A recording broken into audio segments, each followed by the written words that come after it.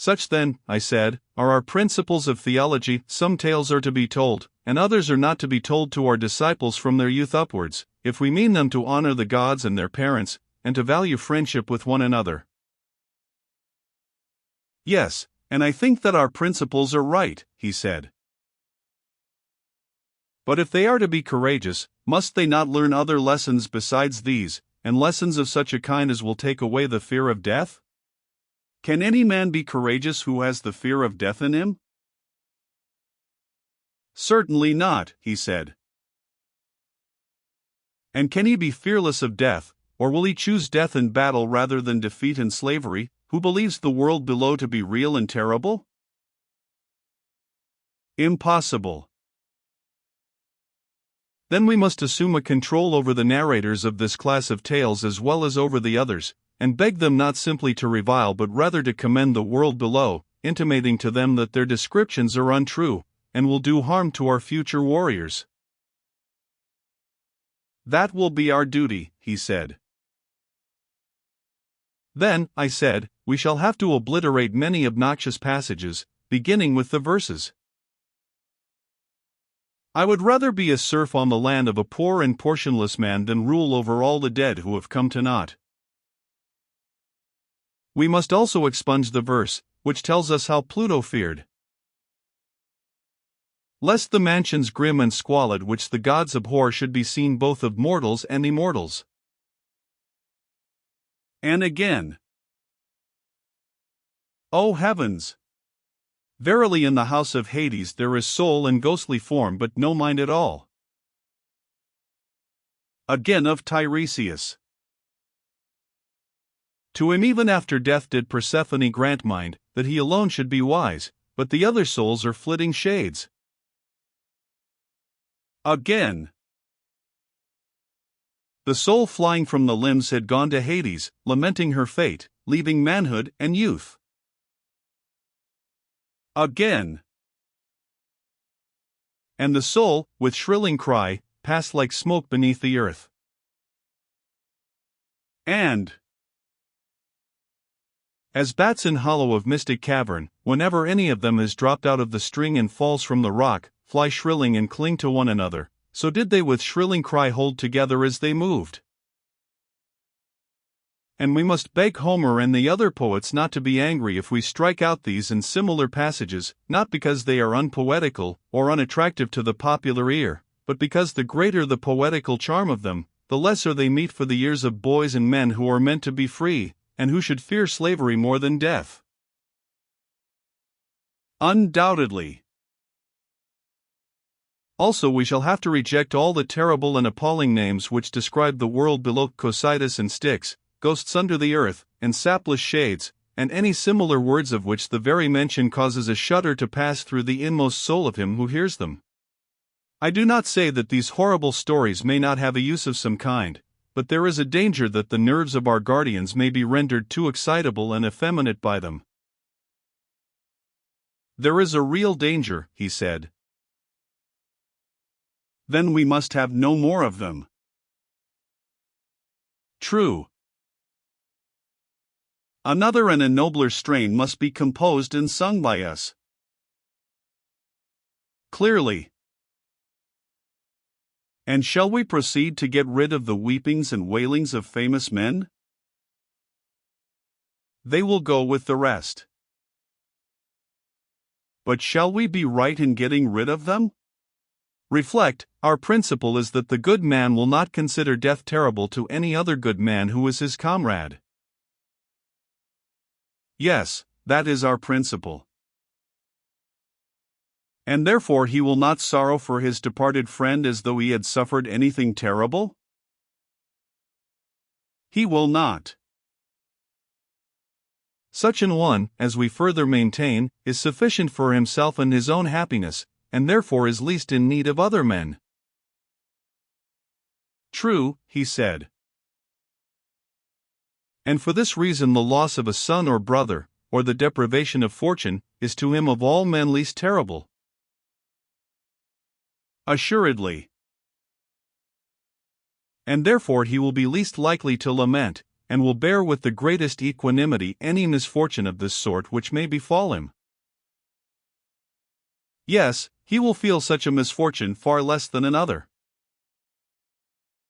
Then we shall be right in getting rid of the lamentations of famous men, and making them over to women, and not even to women who are good for anything, or to men of a baser sort, that those who are being educated by us to be the defenders of their country may scorn to do the like.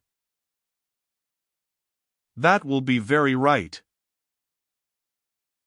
Then we will once more entreat Homer and the other poets not to depict Achilles, who is the son of a goddess, first lying on his side, then on his back, and then on his face, then starting up and sailing in a frenzy along the shores of the barren sea, now taking the sooty ashes in both his hands and pouring them over his head, or weeping and wailing in the various modes which Homer has delineated. Nor should he describe Priam the kinsman of the gods as praying and beseeching, rolling in the dirt, calling each man loudly by his name. Still more earnestly will we beg of him at all events not to introduce the gods lamenting and saying, "Alas! My misery! Alas! That I bore the bravest to my sorrow." But if he must introduce the gods, at any rate let him not dare so completely to misrepresent the greatest of the gods, as to make him say, "O heavens! With my eyes verily I behold a dear friend of mine chased round and round the city, and my heart is sorrowful." Or again, "Woe is me that I am fated to have Sarpedon, dearest of men to me, subdued at the hands of Patroclus the son of Menoetius. For if, my sweet Adimantus, our youth seriously listen to such unworthy representations of the gods, instead of laughing at them as they ought, hardly will any of them deem that he himself, being but a man, can be dishonored by similar actions, neither will he rebuke any inclination which may arise in his mind to say and do the like. And instead of having any shame or self-control, he will be always whining and lamenting on slight occasions." "Yes," he said, "that is most true." "Yes," I replied, "but that surely is what ought not to be, as the argument has just proved to us, and by that proof we must abide until it is disproved by a better." It ought not to be. Neither ought our guardians to be given to laughter. For a fit of laughter which has been indulged to excess almost always produces a violent reaction. So I believe. Then persons of worth, even if only mortal men, must not be represented as overcome by laughter, and still less must such a representation of the gods be allowed. "Still less of the gods, as you say," he replied. "Then we shall not suffer such an expression to be used about the gods as that of Homer when he describes how inextinguishable laughter arose among the blessed gods, when they saw Hephaestus bustling about the mansion. On your views, we must not admit them. On my views, if you like to father them on me, that we must not admit them is certain. Again, truth should be highly valued. If, as we were saying, a lie is useless to the gods, and useful only as a medicine to men, then the use of such medicine should be restricted to physicians. Private individuals have no business with them." "Clearly not," he said. "Then if anyone at all is to have the privilege of lying, the rulers of the state should be the persons, and they, in their dealings either with enemies or with their own citizens, may be allowed to lie for the public good. But nobody else should meddle with anything of the kind, and although the rulers have this privilege, for a private man to lie to them in return is to be deemed a more heinous fault than for the patient or the pupil of a gymnasium not to speak the truth about his own bodily illnesses to the physician or to the trainer, or for a sailor not to tell the captain what is happening about the ship and the rest of the crew, and how things are going with himself or his fellow sailors." "Most true," he said. "If, then, the ruler catches anybody beside himself lying in the state, any of the craftsmen, whether he be priest or physician or carpenter, he will punish him for introducing a practice which is equally subversive and destructive of ship or state. Most certainly, he said, if our idea of the state is ever carried out. In the next place, our youth must be temperate? Certainly. Are not the chief elements of temperance, speaking generally, obedience to commanders and self-control in sensual pleasures? True. Then we shall approve such language as that of Diomed in Homer. Friend, sit still and obey my word. And the verses which follow. The Greeks marched breathing prowess, in silent awe of their leaders. And other sentiments of the same kind. We shall. What of this line? O heavy with wine, who hast the eyes of a dog and the heart of a stag. And of the words which follow. Would you say that these, or any similar impertinences which private individuals are supposed to address to their rulers, whether in verse or prose, are well or ill-spoken? They are ill-spoken. They may very possibly afford some amusement, but they do not conduce to temperance. And therefore they are likely to do harm to our young men. You would agree with me there? Yes.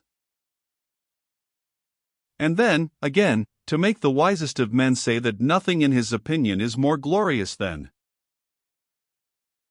when the tables are full of bread and meat, and the cupbearer carries round wine which he draws from the bowl and pours into the cups.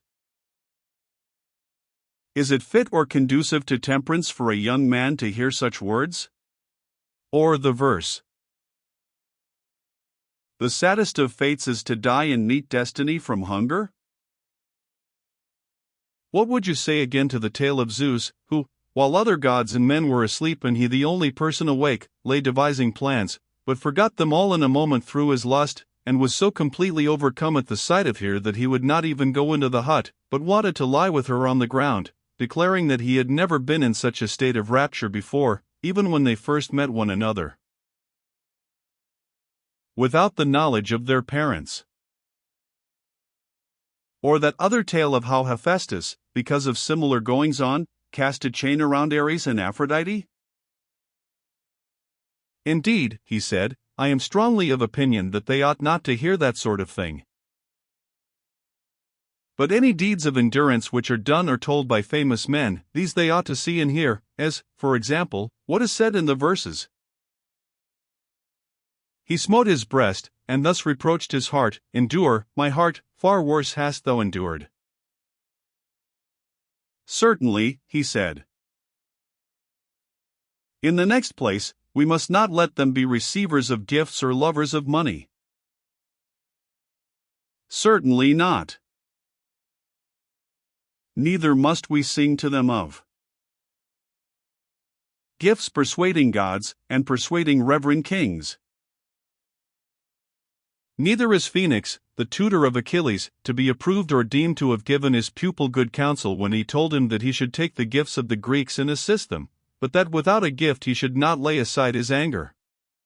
Neither will we believe or acknowledge Achilles himself to have been such a lover of money that he took Agamemnon's gifts, or that when he had received payment he restored the dead body of Hector, but that without payment he was unwilling to do so. Undoubtedly, he said, these are not sentiments which can be approved. Loving Homer as I do, I hardly like to say that in attributing these feelings to Achilles, or in believing that they are truly attributed to him, he is guilty of downright impiety. As little can I believe the narrative of his insolence to Apollo, where he says, Thou hast wronged me, O far darter, most abominable of deities. Verily I would be even with thee, if I had only the power. Or his insubordination to the river god, on whose divinity he is ready to lay hands, or his offering to the dead Patroclus of his own hair, which had been previously dedicated to the other river god Spercheius, and that he actually performed this vow, or that he dragged Hector round the tomb of Patroclus, and slaughtered the captives at the pyre. Of all this I cannot believe that he was guilty, any more than I can allow our citizens to believe that he, the wise Chiron's pupil, the son of a goddess and of Peleus, who was the gentlest of men and third in descent from Zeus, was so disordered in his wits as to be at one time the slave of two seemingly inconsistent passions, meanness, not untainted by avarice, combined with overweening contempt of gods and men. You are quite right, he replied. And let us equally refuse to believe, or allow to be repeated, the tale of Theseus son of Poseidon, or of Perithous son of Zeus, going forth as they did to perpetrate a horrid rape, or of any other hero or son of a god daring to do such impious and dreadful things as they falsely ascribe to them in our day, and let us further compel the poets to declare either that these acts were not done by them, or that they were not the sons of gods, both in the same breath they shall not be permitted to affirm. We will not have them trying to persuade our youth that the gods are the authors of evil, and that heroes are no better than men's sentiments which, as we were saying, are neither pious nor true, for we have already proved that evil cannot come from the gods. Assuredly not. And further, they are likely to have a bad effect on those who hear them, for everybody will begin to excuse his own vices when he is convinced that similar wickednesses are always being perpetrated by the kindred of the gods, the relatives of Zeus, whose ancestral altar, the altar of Zeus, is aloft in air on the peak of Ida, and who have the blood of deities yet flowing in their veins. And therefore let us put an end to such tales, lest they engender laxity of morals among the young. By all means, he replied. But now that we are determining what classes of subjects are or are not to be spoken of, let us see whether any have been omitted by us. The manner in which gods and demigods and heroes in the world below should be treated has been already laid down. Very true. And what shall we say about men? That is clearly the remaining portion of our subject. Clearly so. But we are not in a condition to answer this question at present, my friend. Why not? Because, if I am not mistaken, we shall have to say that about men poets and storytellers are guilty of making the gravest misstatements when they tell us that wicked men are often happy, and the good miserable, and that injustice is profitable when undetected, but that justice is a man's own loss and another's gain. These things we shall forbid them to utter, and command them to sing and say the opposite. To be sure we shall, he replied. But if you admit that I am right in this, then I shall maintain that you have implied the principle for which we have been all along contending. I grant the truth of your inference. That such things are or are not to be said about men is a question which we cannot determine until we have discovered what justice is, and how naturally advantageous to the possessor, whether he seem to be just or not. Most true, he said. Enough of the subjects of poetry, let us now speak of the style, and when this has been considered, both matter and manner will have been completely treated. I do not understand what you mean, said Adeimantus.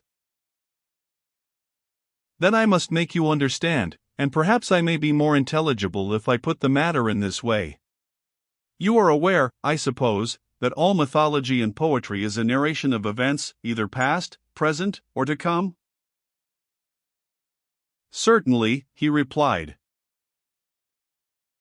And narration may be either simple narration, or imitation, or a union of the two? That again, he said, I do not quite understand. I fear that I must be a ridiculous teacher when I have so much difficulty in making myself apprehended.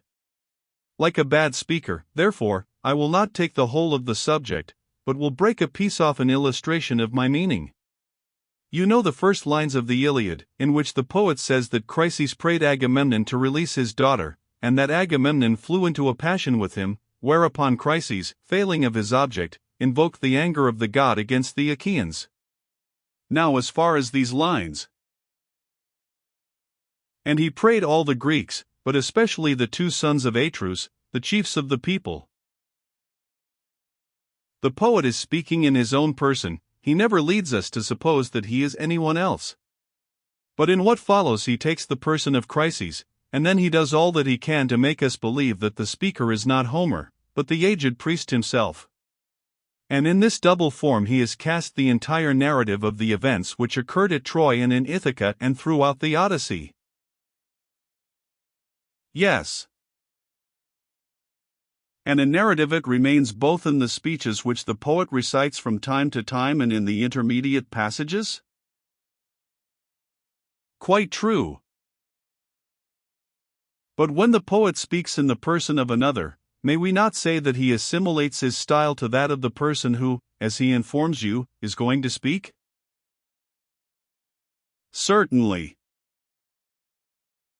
And this assimilation of himself to another, either by the use of voice or gesture, is the imitation of the person whose character he assumes? Of course. Then in this case the narrative of the poet may be said to proceed by way of imitation? Very true. Or, if the poet everywhere appears and never conceals himself, then again the imitation is dropped, and his poetry becomes simple narration. However, in order that I may make my meaning quite clear, and that you may no more say, I don't understand, I will show how the change might be effected. If Homer had said, the priest came, having his daughter's ransom in his hands, supplicating the Achaeans, and above all the kings, and then if, instead of speaking in the person of Chryses, he had continued in his own person, the words would have been, not imitation, but simple narration. The passage would have run as follows: I am no poet, and therefore I dropped the meter. The priest came and prayed the gods on behalf of the Greeks that they might capture Troy and return safely home, but begged that they would give him back his daughter, and take the ransom which he brought, and respect the god. Thus he spoke, and the other Greeks revered the priest and assented. But Agamemnon was wroth, and bade him depart and not come again, lest the staff and chaplets of the god should be of no avail to him. The daughter of Chryses should not be released, he said, she should grow old with him in Argos. And then he told him to go away and not to provoke him, if he intended to get home unscathed. And the old man went away in fear and silence, and, when he had left the camp, he called upon Apollo by his many names, reminding him of everything which he had done pleasing to him, whether in building his temples, or in offering sacrifice, and praying that his good deeds might be returned to him, and that the Achaeans might expiate his tears by the arrows of the god, and so on.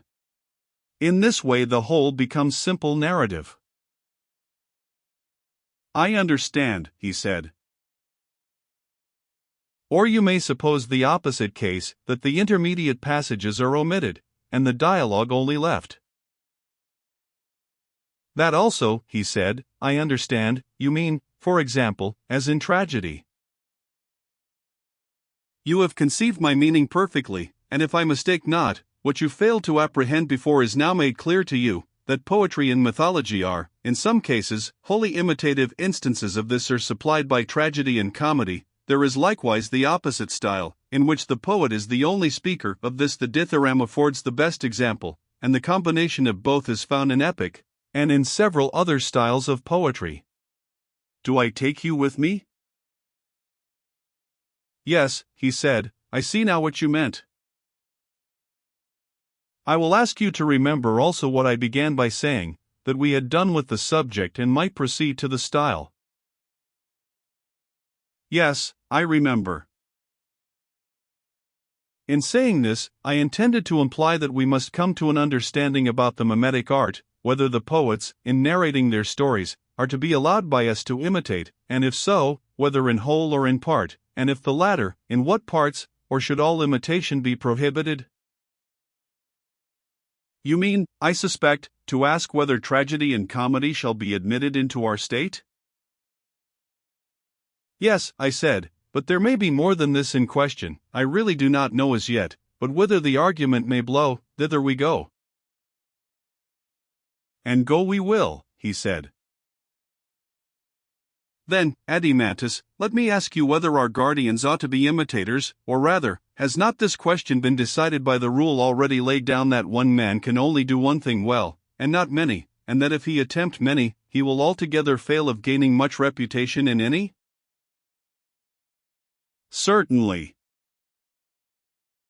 And this is equally true of imitation. No one man can imitate many things as well as he would imitate a single one? He cannot. Then the same person will hardly be able to play a serious part in life, and at the same time to be an imitator and imitate many other parts as well, for even when two species of imitation are nearly allied, the same persons cannot succeed in both, as, for example, the writers of tragedy and comedy. Did you not just now call them imitations? Yes, I did, and you are right in thinking that the same persons cannot succeed in both. Any more than they can be rhapsodists and actors at once? True. Neither are comic and tragic actors the same, yet all these things are but imitations. They are so. And human nature, adimantus, appears to have been coined into yet smaller pieces, and to be as incapable of imitating many things well, as of performing well the actions of which the imitations are copies. Quite true, he replied. If then we adhere to our original notion and bear in mind that our guardians, setting aside every other business, are to dedicate themselves wholly to the maintenance of freedom in the state, making this their craft, and engaging in no work which does not bear on this end, they ought not to practice or imitate anything else. If they imitate at all, they should imitate from youth upward only those characters which are suitable to their profession, the courageous, temperate, holy, free, and the like, but they should not depict or be skillful at imitating any kind of illiberality or baseness, lest from imitation they should come to be what they imitate. Did you never observe how imitations, beginning in early youth and continuing far into life, at length grow into habits and become a second nature, affecting body, voice, and mind? Yes, certainly, he said. Then, I said, we will not allow those for whom we profess a care and of whom we say that they ought to be good men, to imitate a woman, whether young or old, quarreling with her husband, or striving and vaunting against the gods in conceit of her happiness, or when she is in affliction, or sorrow, or weeping, and certainly not one who was in sickness, love, or labor. Very right, he said. Neither must they represent slaves, male or female, performing the offices of slaves? They must not. And surely not bad men, whether cowards or any others, who do the reverse of what we have just been prescribing, who scold or mock or revile one another in drink or out of drink, or who in any other manner sin against themselves and their neighbors in word or deed, as the manner of such is. Neither should they be trained to imitate the action or speech of men or women who are mad or bad, for madness, like vice, is to be known but not to be practiced or imitated. Very true, he replied. Neither may they imitate smiths or other artificers, or oarsmen, or boatswains, or the like. How can they, he said, when they are not allowed to apply their minds to the callings of any of these? Nor may they imitate the neighing of horses, the bellowing of bulls, the murmur of rivers and roll of the ocean, thunder, and all that sort of thing? Nay, he said, if madness be forbidden, neither may they copy the behavior of madmen. You mean, I said, if I understand you aright, that there is one sort of narrative style which may be employed by a truly good man when he has anything to say, and that another sort will be used by a man of an opposite character and education. And which are these two sorts? He asked. Suppose, I answered, that a just and good man in the course of a narration comes on some saying or action of another good man, I should imagine that he will like to personate him, and will not be ashamed of this sort of imitation. He will be most ready to play the part of the good man when he is acting firmly and wisely, in a less degree when he is overtaken by illness or love or drink, or has met with any other disaster. But when he comes to a character which is unworthy of him, he will not make a study of that, he will disdain such a person, and will assume his likeness, if at all, for a moment only when he is performing some good action. At other times he will be ashamed to play a part which he has never practiced, nor will he like to fashion and frame himself after the baser models. he feels the employment of such an art, unless in jest, to be beneath him, and his mind revolts at it. So I should expect, he replied. Then he will adopt a mode of narration such as we have illustrated out of Homer, that is to say, his style will be both imitative and narrative, but there will be very little of the former, and a great deal of the latter. Do you agree? Certainly, he said, that is the model which such a speaker must necessarily take. But there is another sort of character who will narrate anything, and, the worse he is, the more unscrupulous he will be. Nothing will be too bad for him, and he will be ready to imitate anything, not as a joke, but in right good earnest, and before a large company. As I was just now saying, he will attempt to represent the roll of thunder, the noise of wind and hail, or the creaking of wheels and pulleys, and the various sounds of flutes, pipes, trumpets, and all sorts of instruments. He will bark like a dog, bleat like a sheep, or crow like a cock. His entire art will consist in imitation of voice and gesture, and there will be very little narration. That, he said, will be his mode of speaking. These, then, are the two kinds of style? Yes. And you would agree with me in saying that one of them is simple and has but slight changes, and if the harmony and rhythm are also chosen for their simplicity, the result is that the speaker, if he speaks correctly, is always pretty much the same in style, and he will keep within the limits of a single harmony, for the changes are not great, and in like manner he will make use of nearly the same rhythm? That is quite true, he said. Whereas the other requires all sorts of harmonies and all sorts of rhythms, if the music and the style are to correspond, because the style has all sorts of changes. That is also perfectly true, he replied. And do not the two styles, or the mixture of the two, comprehend all poetry, and every form of expression in words? No one can say anything except in one or other of them or in both together.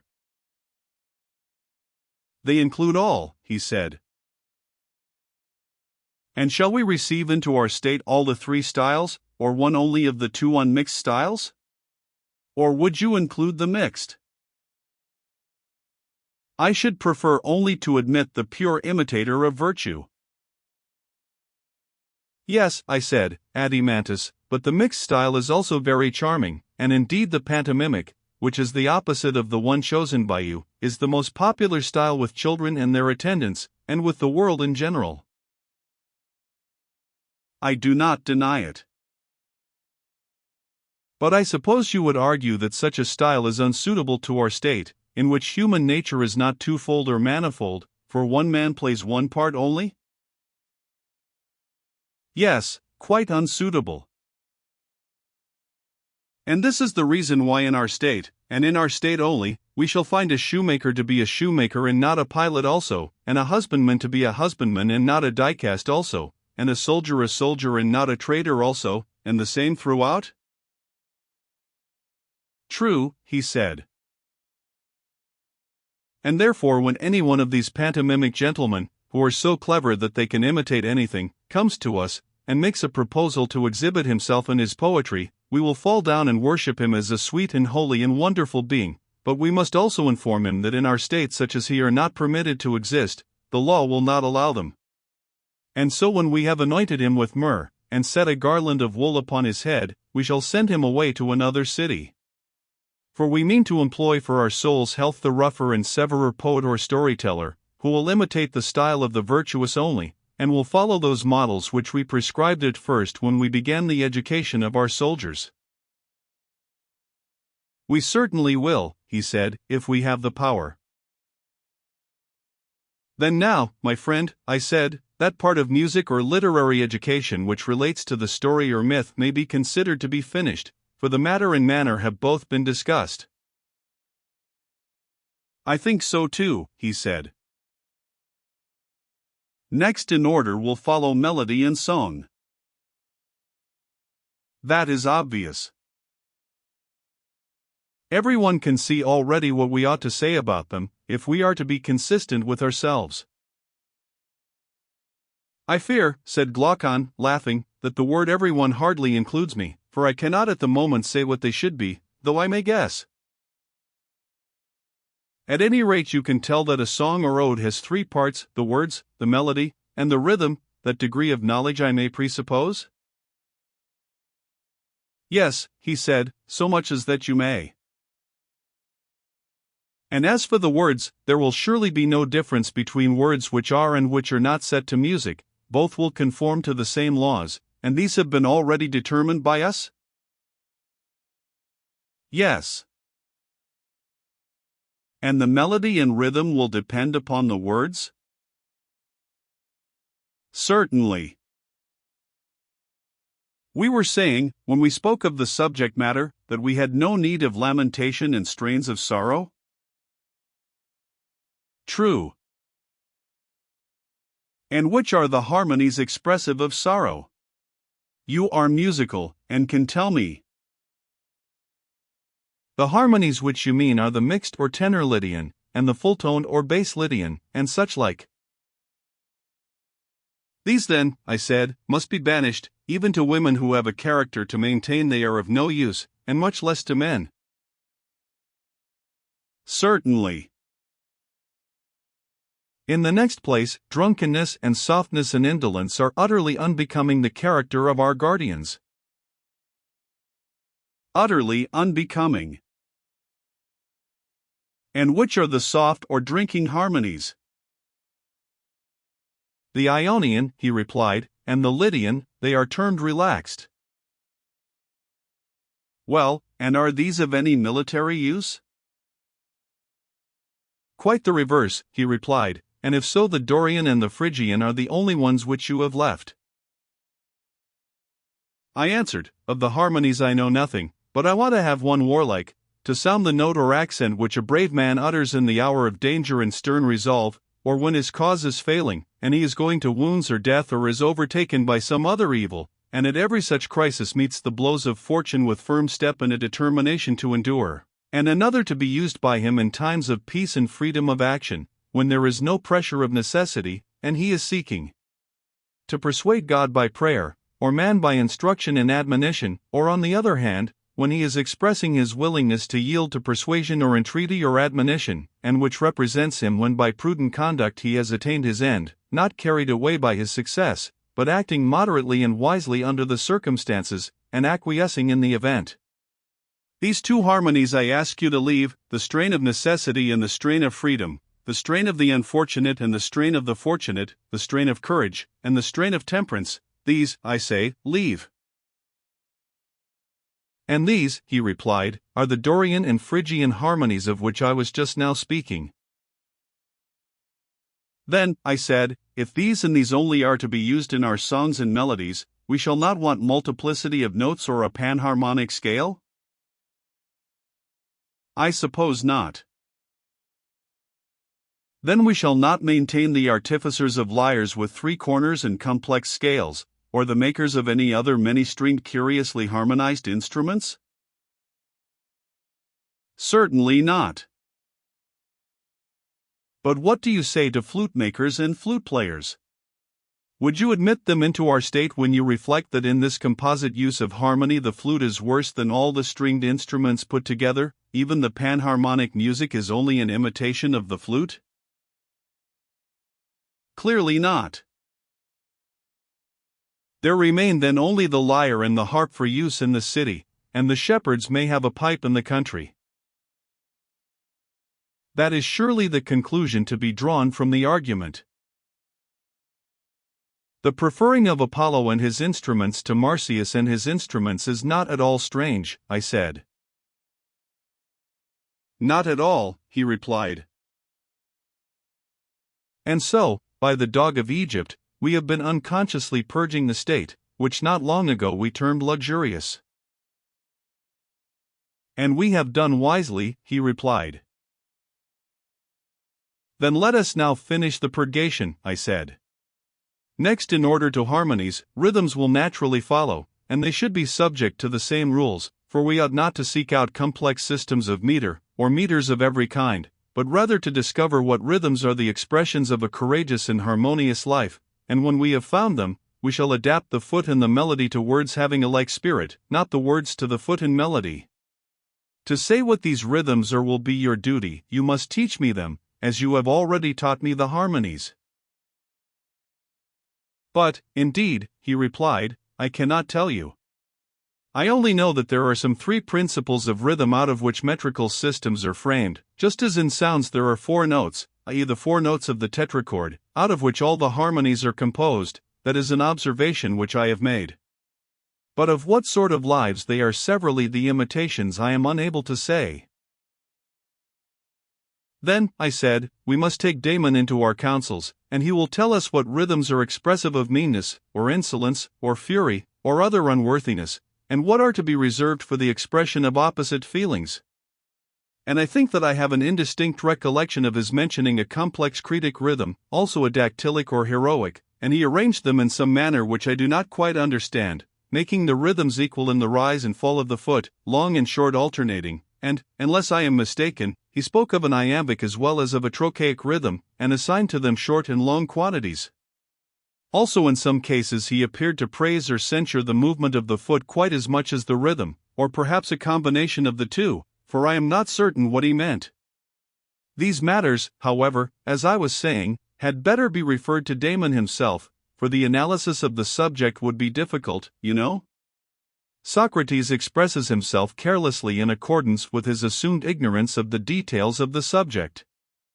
In the first part of the sentence he appears to be speaking of paeonic rhythms which are in the ratio of 3/2, in the second part, of dactylic and anapestic rhythms, which are in the ratio of 1:1, in the last clause, of iambic and trochaic rhythms, which are in the ratio of 1/2 or 2/1. Rather so, I should say. But there is no difficulty in seeing that grace or the absence of grace is an effect of good or bad rhythm. None at all. And also that good and bad rhythm naturally assimilate to a good and bad style, and that harmony and discord in like manner follow style, for our principle is that rhythm and harmony are regulated by the words, and not the words by them. Just so, he said, they should follow the words. And will not the words and the character of the style depend on the temper of the soul? Yes. And everything else on the style? Yes. Then beauty of style and harmony and grace and good rhythm depend on simplicity, I mean the true simplicity of a rightly and nobly ordered mind and character, not that other simplicity which is only an euphemism for folly? Very true, he replied. And if our youth are to do their work in life, must they not make these graces and harmonies their perpetual aim? They must. And surely the art of the painter and every other creative and constructive art are full of them, weaving, embroidery, architecture, and every kind of manufacture, also nature, animal and vegetable, in all of them there is grace or the absence of grace. And ugliness and discord and inharmonious motion are nearly allied to ill words and ill nature, as grace and harmony are the twin sisters of goodness and virtue and bear their likeness. That is quite true, he said. But shall our superintendents go no further, and are the poets only to be required by us to express the image of the good in their works, on pain, if they do anything else, of expulsion from our state? Or is the same control to be extended to other artists, and are they also to be prohibited from exhibiting the opposite forms of vice and intemperance and meanness and indecency in sculpture and building and the other creative arts, and is he who cannot conform to this rule of ours to be prevented from practicing his art in our state, lest the taste of our citizens be corrupted by him? We would not have our guardians grow up amid images of moral deformity, as in some noxious pasture, and their brows and feet upon many a baneful herb and flower day by day, little by little, until they silently gather a festering mass of corruption in their own soul. Let our artists rather be those who are gifted to discern the true nature of the beautiful and graceful, then will our youth dwell in a land of health, amid fair sights and sounds, and receive the good in everything, and beauty, the effluence of fair works, shall flow into the eye and ear, like a health-giving breeze from a purer region, and insensibly draw the soul from earliest years into likeness and sympathy with the beauty of reason. There can be no nobler training than that, he replied. And therefore, I said, Glaucon, musical training is a more potent instrument than any other, because rhythm and harmony find their way into the inward places of the soul, on which they mightily fasten, imparting grace, and making the soul of him who is rightly educated graceful, or of him who is ill-educated ungraceful. And also because he who has received this true education of the inner being will most shrewdly perceive omissions or faults in art and nature, and with a true taste, while he praises and rejoices over and receives into his soul the good, and becomes noble and good, he will justly blame and hate the bad, now in the days of his youth, even before he is able to know the reason why, and when reason comes he will recognize and salute the friend with whom his education has made him long familiar. Yes, he said, I quite agree with you in thinking that our youth should be trained in music and on the grounds which you mention. Just as in learning to read, I said, we were satisfied when we knew the letters of the alphabet, which are very few, in all their recurring sizes and combinations, not slighting them as unimportant whether they occupy a space large or small, but everywhere eager to make them out, and not thinking ourselves perfect in the art of reading until we recognize them wherever they are found. True. Or, as we recognize the reflection of letters in the water, or in a mirror, only when we know the letters themselves, the same art and study giving us the knowledge of both. Exactly. Even so, as I maintain, neither we nor our guardians, whom we have to educate, can ever become musical until we and they know the essential forms of temperance, courage, liberality, magnificence, and their kindred, as well as the contrary forms, in all their combinations, and can recognize them and their images wherever they are found, not slighting them either in small things or great, but believing them all to be within the sphere of one art and study. Most assuredly. And when a beautiful soul harmonizes with a beautiful form, and the two are cast in one mold, that will be the fairest of sights to him who has an eye to see it? The fairest indeed. And the fairest is also the loveliest? That may be assumed. And the man who has the spirit of harmony will be most in love with the loveliest, but he will not love him who is of an inharmonious soul? That is true, he replied, if the deficiency be in his soul, but if there be any merely bodily defect in another he will be patient of it, and will love all the same. I perceive, I said, that you have or have had experiences of this sort, and I agree. But let me ask you another question. Has excess of pleasure any affinity to temperance? How can that be? He replied, pleasure deprives a man of the use of his faculties quite as much as pain. Or any affinity to virtue in general? None whatever. Any affinity to wantonness and intemperance? Yes, the greatest. And is there any greater or keener pleasure than that of sensual love? No, nor a matter. Whereas true love is a love of beauty and order, temperate and harmonious? Quite true, he said. Then no intemperance or madness should be allowed to approach true love? Certainly not. Then mad or intemperate pleasure must never be allowed to come near the lover and his beloved, neither of them can have any part in it if their love is of the right sort? No, indeed, Socrates, it must never come near them.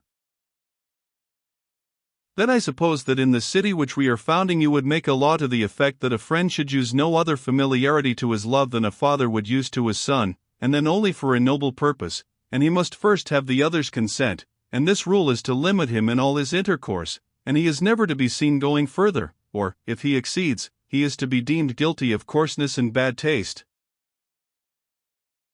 I quite agree, he said. Thus much of music, which makes a fair ending, for what should be the end of music if not the love of beauty? I agree, he said. After music comes gymnastic, in which our youth are next to be trained. Certainly. Gymnastic as well as music should begin in early years. The training in it should be careful and should continue through life. Now my belief is, and this is a matter upon which I should like to have your opinion in confirmation of my own, but my own belief is, not that the good body by any bodily excellence improves the soul, but, on the contrary, that the good soul, by her own excellence, improves the body as far as this may be possible. What do you say? Yes, I agree.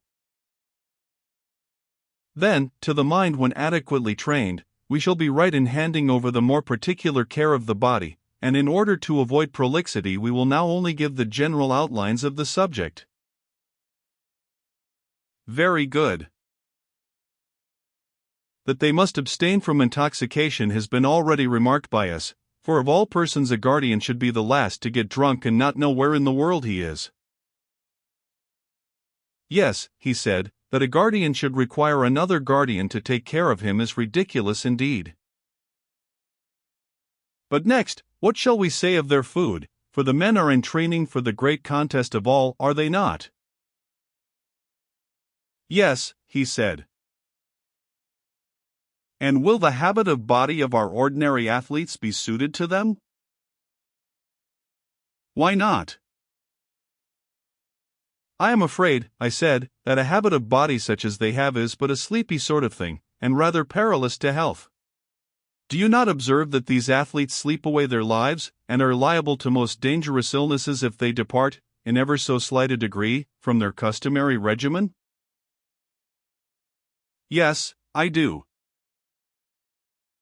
Then, I said, a finer sort of training will be required for our warrior athletes, who are to be like wakeful dogs, and to see and hear with the utmost keenness, amid the many changes of water and also of food, of summer heat and winter cold, which they will have to endure when on a campaign. They must not be liable to break down in health. That is my view. The really excellent gymnastic is twin sister of that simple music which we were just now describing. How so? Why, I conceive that there is a gymnastic which, like our music, is simple and good, and especially the military gymnastic. What do you mean? My meaning may be learned from Homer. He, feeds his heroes at their feasts. When they are campaigning, on soldiers' fare, they have no fish, although they are on the shores of the Hellespont, and they are not allowed boiled meats but only roast, which is the food most convenient for soldiers, requiring only that they should light a fire, and not involving the trouble of carrying about pots and pans. True. And I can hardly be mistaken in saying that sweet sauces are nowhere mentioned in Homer. In proscribing them, however, he is not singular. All professional athletes are well aware that a man who is to be in good condition should take nothing of the kind. Yes, he said, and knowing this, they are quite right in not taking them. Then you would not approve of Syracusan dinners, and the refinements of Sicilian cookery? I think not. Nor, if a man is to be in condition, would you allow him to have a Corinthian girl as his fair friend? Certainly not. Neither would you approve of the delicacies, as they are thought, of Athenian confectionery? Certainly not. All such feeding and living may be rightly compared by us to melody and song composed in the panharmonic style, and in all the rhythms. Exactly.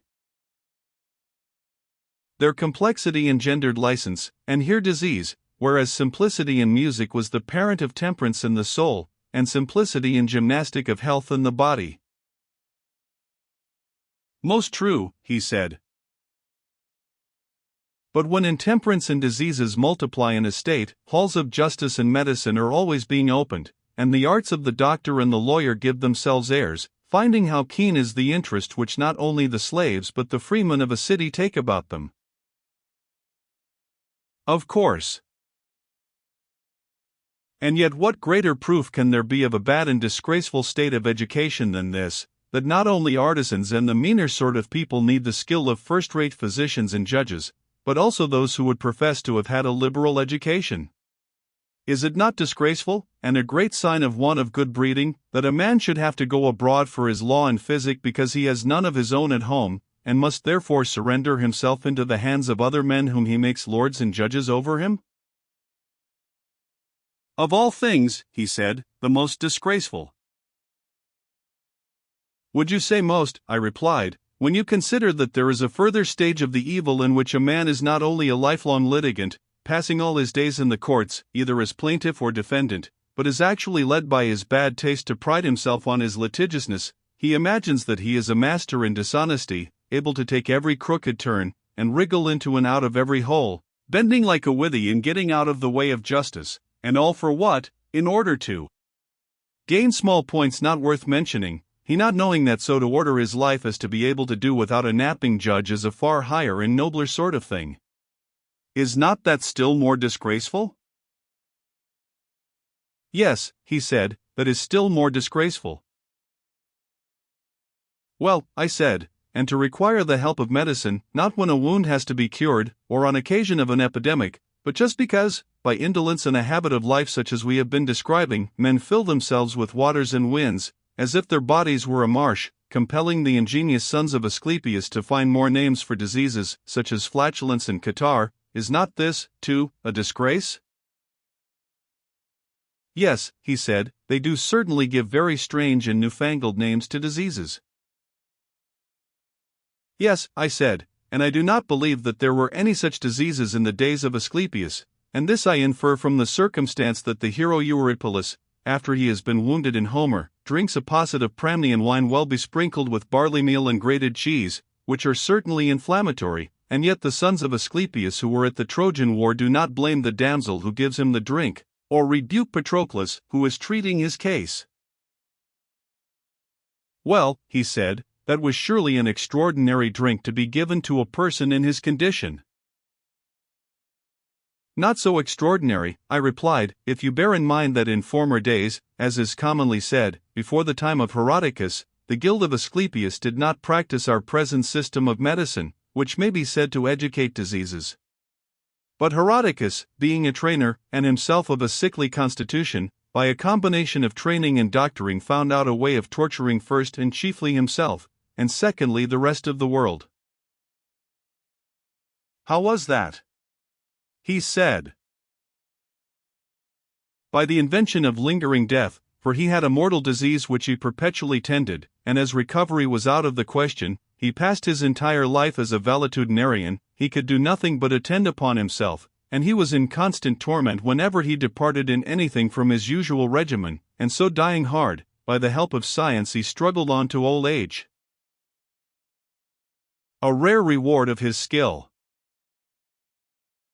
Yes, I said, a reward which a man might fairly expect who never understood that, if Asclepius did not instruct his descendants in valetudinarian arts, the omission arose, not from ignorance or inexperience of such a branch of medicine, but because he knew that in all well-ordered states every individual has an occupation to which he must attend, and has therefore no leisure to spend in continually being ill. This we remark in the case of the artisan, but, ludicrously enough, do not apply the same rule to people of the richer sort. How do you mean? He said. I mean this, when a carpenter is ill he asks the physician for a rough and ready cure, an emetic or a purge or a cautery or the knife, these are his remedies. And if someone prescribes for him a course of dietetics, and tells him that he must swathe and swaddle his head, and all that sort of thing, he replies at once that he has no time to be ill, and that he sees no good in a life which is spent in nursing his disease to the neglect of his customary employment, and therefore bidding goodbye to this sort of physician, he resumes his ordinary habits, and either gets well and lives and does his business, or, if his constitution fails, he dies and has no more trouble. Yes, he said, and a man in his condition of life ought to use the art of medicine thus far only. Has he not, I said, an occupation, and what profit would there be in his life if he were deprived of his occupation? Quite true, he said. But with the rich man this is otherwise. Of him we do not say that he has any specially appointed work which he must perform, if he would live. He is generally supposed to have nothing to do. Then you never heard of the saying of Phocylides, that as soon as a man has a livelihood he should practice virtue? Nay, he said, I think that he had better begin somewhat sooner.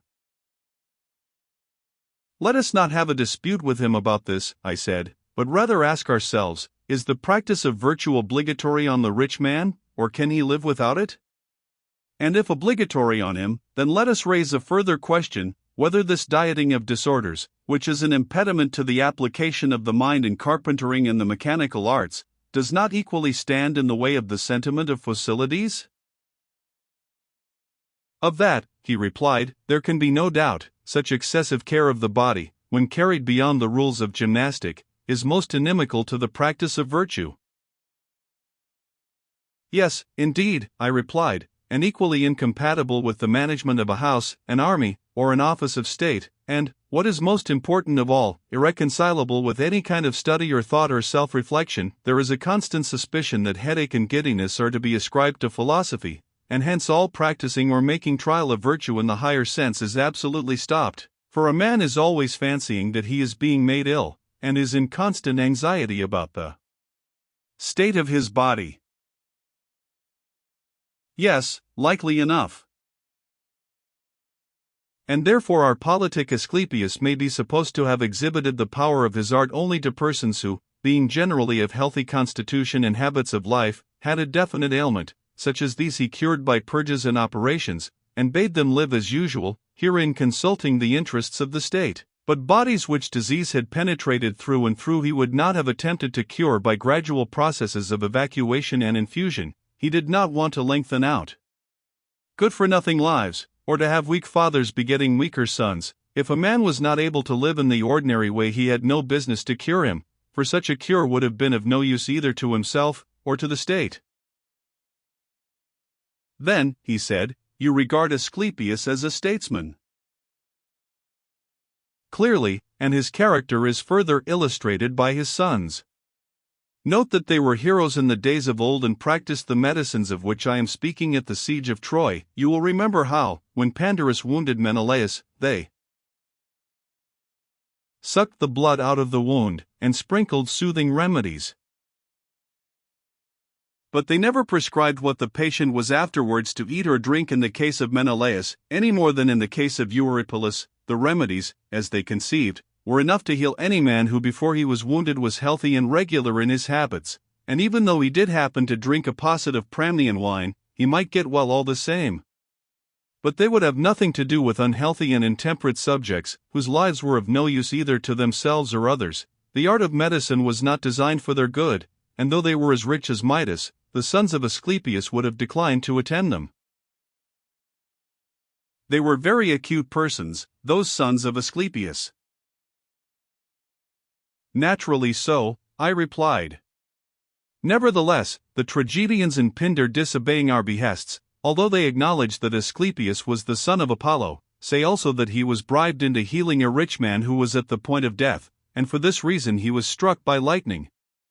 But we, in accordance with the principle already affirmed by us, will not believe them when they tell us both. If he was the son of a god, we maintain that he was not avaricious, or, if he was avaricious, he was not the son of a god. All that, Socrates, is excellent, but I should like to put a question to you. Ought there not to be good physicians in a state, and are not the best those who have treated the greatest number of constitutions good and bad? And are not the best judges in like manner those who are acquainted with all sorts of moral natures? Yes, I said, I too would have good judges and good physicians. But do you know whom I think good? Will you tell me? I will, if I can. Let me however note that in the same question you join two things which are not the same. How so? He asked. Why, I said, you join physicians and judges. Now the most skillful physicians are those who, from their youth upwards, have combined with the knowledge of their art the greatest experience of disease, they had better not be robust in health, and should have had all manner of diseases in their own persons. For the body, as I conceive, is not the instrument with which they cure the body. In that case we could not allow them ever to be or to have been sickly, but they cure the body with the mind, and the mind which has become and is sick can cure nothing. That is very true, he said. But with the judge it is otherwise, since he governs mind by mind. He ought not therefore to have been trained among vicious minds, and to have associated with them from youth upwards, and to have gone through the whole calendar of crime, only in order that he may quickly infer the crimes of others as he might their bodily diseases from his own self-consciousness. The honorable mind which is to form a healthy judgment should have had no experience or contamination of evil habits when young. And this is the reason why in youth good men often appear to be simple, and are easily practiced upon by the dishonest, because they have no examples of what evil is in their own souls. Yes, he said, they are far too apt to be deceived. Therefore, I said, the judge should not be young. He should have learned to know evil, not from his own soul, but from late and long observation of the nature of evil in others. Knowledge should be his guide, not personal experience. Yes, he said, that is the ideal of a judge. Yes, I replied, and he will be a good man, which is my answer to your question, for he is good who has a good soul. But the cunning and suspicious nature of which we spoke, he who has committed many crimes, and fancies himself to be a master in wickedness, when he is amongst his fellows, is wonderful in the precautions which he takes, because he judges of them by himself, but when he gets into the company of men of virtue, who have the experience of age, he appears to be a fool again, owing to his unseasonable suspicions. He cannot recognize an honest man, because he has no pattern of honesty in himself. At the same time, as the bad are more numerous than the good, and he meets with them oftener, he thinks himself, and is by others thought to be, rather wise than foolish. Most true, he said. Then the good and wise judge whom we are seeking is not this man, but the other, for vice cannot know virtue too, but a virtuous nature, educated by time, will acquire a knowledge both of virtue and vice. The virtuous, and not the vicious, man has wisdom, in my opinion. And in mine also. This is the sort of medicine, and this is the sort of law, which you will sanction in your state. They will minister to better natures, giving health both of soul and of body, but those who are diseased in their bodies they will leave to die, and the corrupt and incurable souls they will put an end to themselves.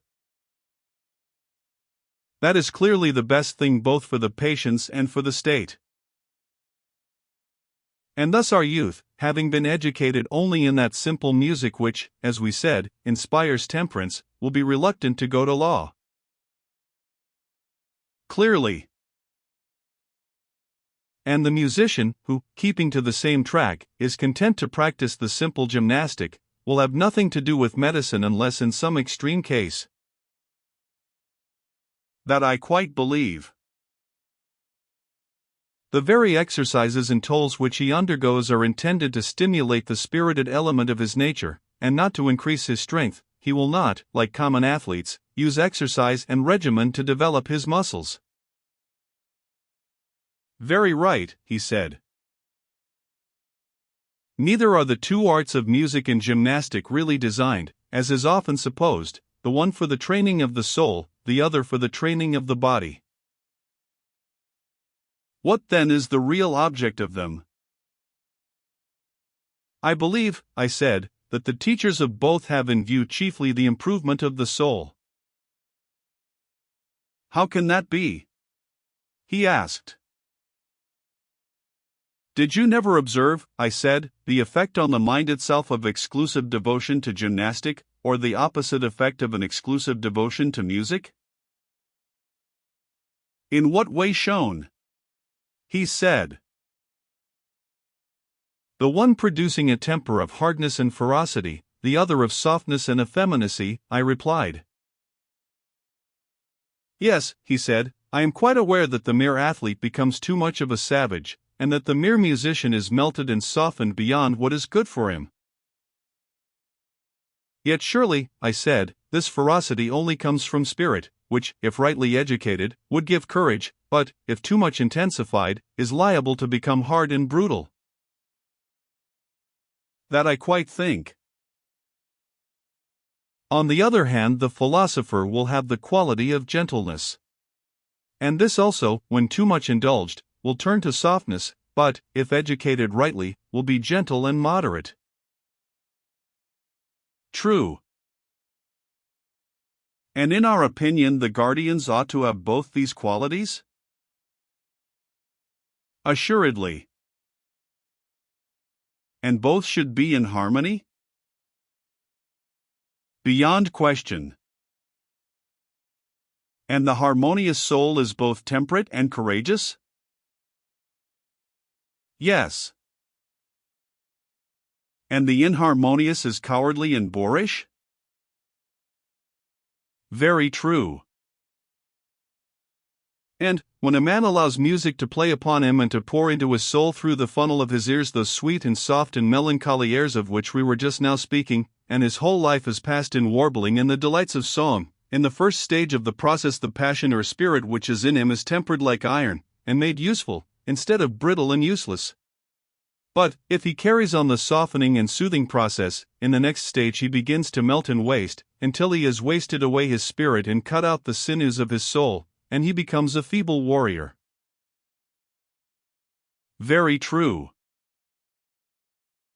If the element of spirit is naturally weak in him, the change is speedily accomplished, but if he have a good deal, then the power of music weakening the spirit renders him excitable. On the least provocation he flames up at once, and is speedily extinguished. Instead of having spirit he grows irritable and passionate and is quite impracticable.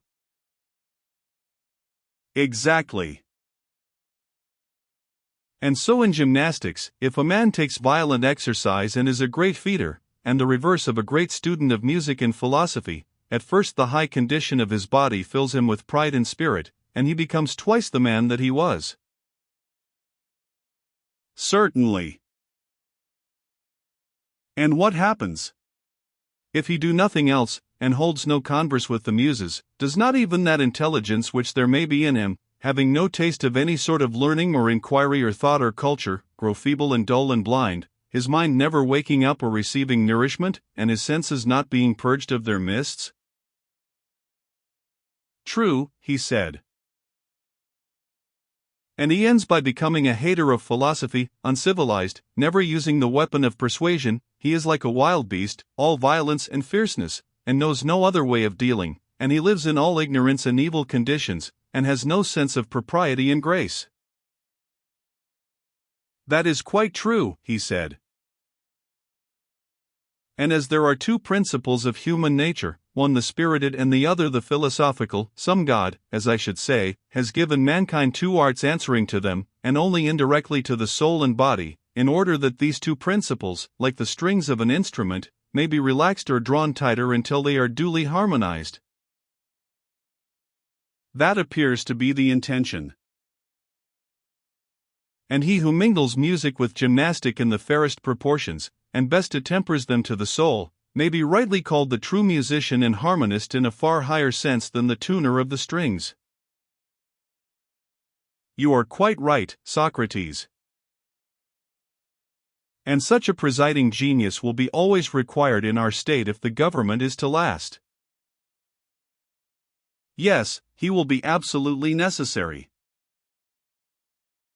Such, then, are our principles of nurture and education. Where would be the use of going into further details about the dances of our citizens, or about their hunting and coursing, their gymnastic and equestrian contests? For these all follow the general principle, and having found that, we shall have no difficulty in discovering them. I dare say that there will be no difficulty. Very good, I said, then what is the next question? Must we not ask who are to be rulers and who subjects? Certainly. There can be no doubt that the elder must rule the younger. Clearly. And that the best of these must rule. That is also clear. Now, are not the best husbandmen those who are most devoted to husbandry? Yes. And as we are to have the best of guardians for our city, must they not be those who have most the character of guardians? Yes. And to this end they ought to be wise and efficient, and to have a special care of the state? True. And a man will be most likely to care about that which he loves? To be sure. And he will be most likely to love that which he regards as having the same interests with himself, and that of which the good or evil fortune is supposed by him at any time most to affect his own? Very true, he replied. Then there must be a selection. Let us note among the guardians those who in their whole life show the greatest eagerness to do what is for the good of their country, and the greatest repugnance to do what is against her interests. Those are the right men. And they will have to be watched at every age, in order that we may see whether they preserve their resolution, and never, under the influence either of force or enchantment, forget or cast off their sense of duty to the state. How cast off? He said. I will explain to you, I replied. A resolution may go out of a man's mind either with his will or against his will, with his will when he gets rid of a falsehood and learns better, against his will whenever he is deprived of a truth. I understand, he said, the willing loss of a resolution, the meaning of the unwilling I have yet to learn. Why, I said, do you not see that men are unwillingly deprived of good, and willingly of evil? Is not to have lost the truth an evil, and to possess the truth a good? And you would agree that to conceive things as they are is to possess the truth? Yes, he replied, I agree with you in thinking that mankind are deprived of truth against their will. And is not this involuntary deprivation caused either by theft, or force, or enchantment? Still, he replied, I do not understand you. I fear that I must have been talking darkly, like the tragedians. I only mean that some men are changed by persuasion and that others forget. Argument steals away the hearts of one class, and time of the other, and this I call theft. Now you understand me? Yes. Those again who are forced, are those whom the violence of some pain or grief compels to change their opinion. I understand, he said, and you are quite right. And you would also acknowledge that the enchanted are those who change their minds either under the softer influence of pleasure, or the sterner influence of fear? Yes, he said, everything that deceives may be said to enchant. Therefore, as I was just now saying, we must inquire who are the best guardians of their own conviction that what they think the interest of the state is to be the rule of their lives. We must watch them from their youth upwards, and make them perform actions in which they are most likely to forget or to be deceived, and he who remembers and is not deceived is to be selected, and he who fails in the trial is to be rejected. That will be the way? Yes. And there should also be toils and pains and conflicts prescribed for them, in which they will be made to give further proof of the same qualities. Very right, he replied. And then, I said, we must try them with enchantments, that is the third sort of test, and see what will be their behavior, like those who take colts amid noise and tumult to see if they are of a timid nature, so must we take our youth amid terrors of some kind, and again pass them into pleasures, and prove them more thoroughly than gold is proved in the furnace, that we may discover whether they are armed against all enchantments, and of a noble bearing always, good guardians of themselves and of the music which they have learned, and retaining under all circumstances a rhythmical and harmonious nature, such as will be most serviceable to the individual and to the state. And he who at every age, as boy and youth and in mature life, has come out of the trial victorious and pure, shall be appointed a ruler and guardian of the state. He shall be honored in life and death, and shall receive sepulture and other memorials of honor, the greatest that we have to give. but him who fails, we must reject. I am inclined to think that this is the sort of way in which our rulers and guardians should be chosen and appointed. I speak generally, and not with any pretension to exactness. And, speaking generally, I agree with you, he said. And perhaps the word guardian in the fullest sense ought to be applied to this higher class only, who preserve us against foreign enemies and maintain peace among our citizens at home, that the one may not have the will, or the others the power, to harm us. The young men whom we before called guardians may be more properly designated auxiliaries and supporters of the principles of the rulers. I agree with you, he said. How then may we devise one of those needful falsehoods of which we lately spoke, just one royal lie which may deceive the rulers, if that be possible, and at any rate the rest of the city? What sort of lie? He said. Nothing new, I replied, only an old Phoenician tale, laws, of what has often occurred before now in other places, as the poets say, and have made the world believe, though not in our time, and I do not know whether such an event could ever happen again, or could now even be made probable, if it did. How your words seem to hesitate on your lips. You will not wonder, I replied, at my hesitation when you have heard. Speak, he said, and fear not.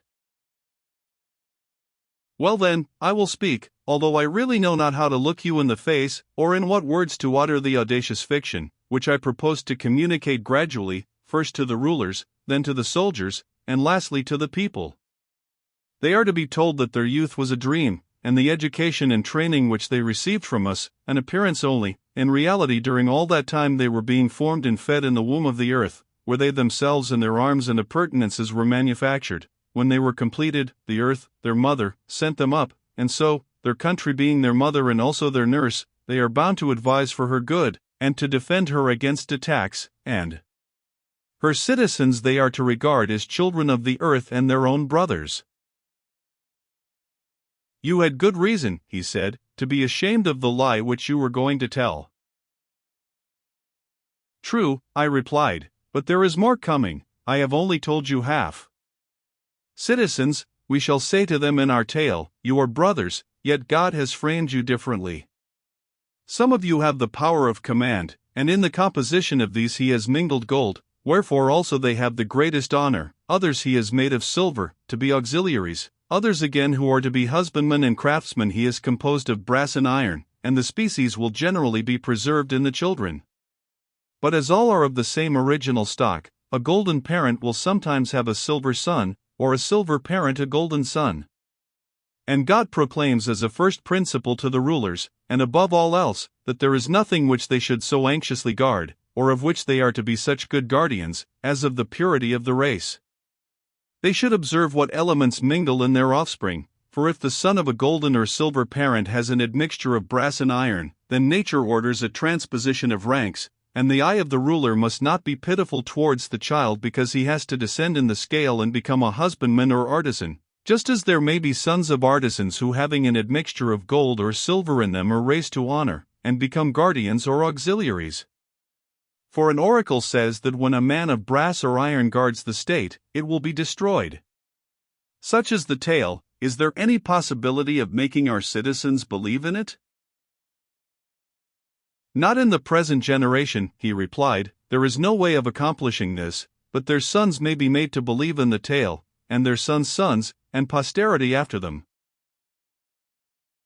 I see the difficulty, I replied, yet the fostering of such a belief will make them care more for the city and for one another.